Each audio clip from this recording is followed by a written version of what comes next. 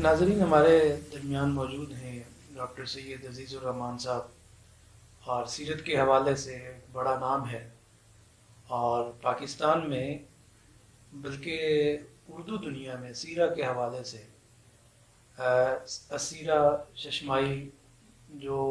جس کے ڈاکٹر صاحب نائب مدیر ہیں، اور ان کے والد صاحب جناب سید فضل الرحمان صاحب مدیر ہیں، اللہ دونوں کو صحت اور عافیت والی زندگی دے۔ سیرت کے حوالے سے انہوں نے بہت کام کیا، اور سیرہ کو ایک ممتاز مقام حاصل ہے کہ یہ اردو پڑھنے والوں کے لیے کہ سیرت، اس کا ایک ایک لفظ جو ہے وہ سیرت نبوی کے حوالے سے معنون ہے۔ ہم اپنی گفتگو کا سلسلہ آگے بڑھاتے ہیں۔ ڈاکٹر صاحب، یہ فرمائیے کہ فقہ السیرہ کے عنوان سے کچھ کام سامنے آ رہے ہیں، یہ فقہ السیرہ کے حوالے سے آپ ذرا یہ فرمائیں کہ یہ کیا ہے، اور اس کام کے حوالے سے آپ کی کیا رائے ہے؟ فقہ السیرہ کا عنوان عربی میں تو کچھ عرصے پہلے متعارف ہوا، اس کو نصف صدی گزر چکی ہے تقریباً، اور 5-7 بڑے کام ہمارے سامنے آئے، لیکن پاکستان میں خاص طور سے اردو میں فقہ السیرہ کا متعارف رجحان بہت زیادہ پرانا نہیں ہے، لیکن اس میں بھی میرا خیال ہے کہ تھوڑی سی ہمیں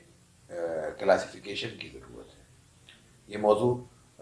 کئی جہتیں رکھتا ہے، اور ان میں بعض جہات ہمارے ہاں آپس میں خلط ہو رہی ہیں۔ ڈاکٹر محمود احمد غازی مرحوم نے جب اپنے محاضرات سیرت میں یہ موضوع ڈسکس کیا تو اس میں ایک عنوان انہوں نے قائم کیا تھا، فقہیات سیرت کا۔ اس محاضرات کے 12 خطبات میں عنوان کے اور اپنے متن کے اعتبار سے 2 خطبے بڑے نمایاں ہیں۔ ایک ہے کلامیات سیرت، بالکل نیا عنوان تھا جس پہ ڈاکٹر صاحب نے بات کی، اور ایک تھا فقہیات سیرت۔ تو فقہیات سیرت کو اگر ہم پیش نظر رکھیں تو میرا خیال ہے کہ وہ جامع عنوان ہے، تو اس میں فقہ السیرہ بھی آ جاتا ہے اور دوسرے مباحث بھی، لیکن فقہیات سیرت بہرحال ایک الگ دائرے کی طرف اشارہ کرتا ہے، فقہ السیرہ الگ دائرہ ہے۔ ہم جب فقہ السیرہ کا عنوان اختیار کرتے ہیں تو اکثر فقہیات سیرت کے دائرے میں محدود رہتے ہیں۔ فقہیات سیرت کیا ہے؟ سیرت طیبہ کے وہ مباحث جو آج کی تقسیم کے بعد اصولی طور پر فن حدیث اور فن فقہ سے الگ ہیں اور سیرت کے مباحث ہیں، لیکن ان کی اٹھان یا ان کا رجحان یا ان کا شیڈ، ان پہ ایک پرتو ہمارے فقہی مباحث کا پڑتا ہے، یعنی رسول اللہ صلی اللہ علیہ وسلم کا حجۃ الوداع۔ اب یہ ہم اس نوعیت کا سیرت پہ جب ہم بیان کریں گے تو آپ فوکس ہمارا آپ کے سفر پر ہوگا، لیکن سفر کے ضمن میں یہ بحث بھی آئے گی کہ آپ نے احرام کیسے باندھا، یہ بحث بھی آئے گی کہ وہ احرام آپ کا حج قران کا تھا یا حج افراد کا تھا یا حج تمتع کا تھا، یہ بحث بھی آئے گی کہ آپ نے اس میں طواف کیسے کیا، اس میں رمل کیا، اس میں آپ نے استواء کیا، آپ نے کہاں پہ قیام کیا، مزدلفہ کا قیام، مینا کا قیام، عرفہ میں آپ کا مدت قیام، آپ کا واپسی، پھر جمرات، پھر کنکری کتنی ماری گئیں، پھر ان میں سوالات کیے صحابہ نے، بعض سے غلطیاں ہوئیں، بعض سے معاملہ ظاہر ہے کہ زندگی میں لاکھوں افراد کو، ہزاروں افراد کو پہلی بار پیش آ رہا تھا، تو ظاہر ہے کہ اس میں ان کو قدم قدم رہنمائی کی ضرورت تھی، تو اس میں بھول چوک بھی ہوئی، بھول چوک ہوئی تو آپ ایسا تو تسلیم کے پاس آئے، آپ نے پھر کہیں تقدیم و تاخیر ہوئی تو آپ نے ارمی ولا حرج، افل ولا حرج فلاں۔ تو یہ جو تمام چیزیں ہیں یہ بنیادی طور پہ تو جو فقہ میں ڈسکس ہو رہی ہیں یہ خاص فقہی مباحث کے طور پہ، لیکن سیرت میں ڈسکس ہو رہی ہیں تو پھر ہم اس کو ہم فقہیات سیرت کا عنوان دے سکتے ہیں، یہ ایک دائرہ ہے۔ لیکن فقہ السیرہ اس سے مختلف عنوان ہے۔ فقہ السیرہ کہتے ہیں سیرت کے وہ پہلو جن سے کچھ ہم آج کی زندگی میں عملی مسائل کے حوالے سے رہنمائی حاصل کر سکتے ہیں، یعنی سیرت سے مسائل مستنبط سے جو ہمارے اس وقت ہیں، جن سے ہم نبرد ازما ہے، ان کا حل وہاں سے ہم استنباط کر سکتے ہیں۔ جی، سیرت کے واقعات سے اخذ و استنباط، اور اس میں صرف مسائل کا معاملہ نہیں ہے، کیونکہ جب مسئلہ لفظ استعمال کرتے ہیں تو ہمارا ذہن خواہ نہ خواہ فقہ کی طرف چلا جاتا ہے۔ مسئلہ ہمارا سماجی بھی ہو سکتا ہے، سیاسی بھی ہو سکتا ہے، معاشرتی بھی ہو سکتا ہے، عمرانی بھی ہو سکتا ہے،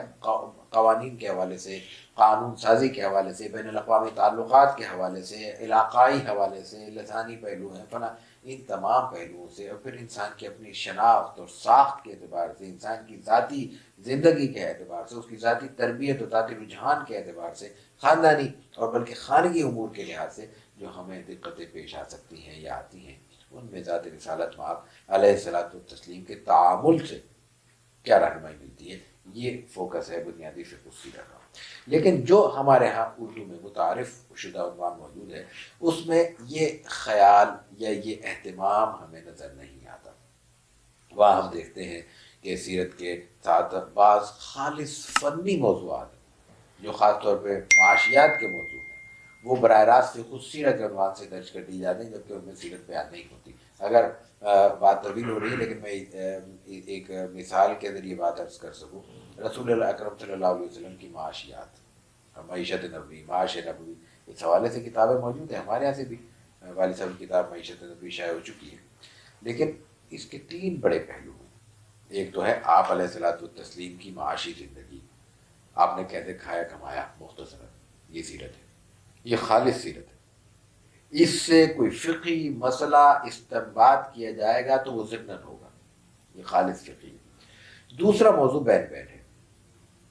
وہ کیا ہے؟ آپ علیہ الصلوۃ والتسلیم کی معاشی تعلیمات۔ آپ علیہ الصلوۃ والتسلیم کہتے ہیں سود نہیں کھاؤ، یہ بنیادی طور پہ فقہ کا عنوان ہے۔ آپ کہتے ہیں دھوکہ نہیں دو، جو صورتحال موجود ہے مبی کی وہ واضح کر دو،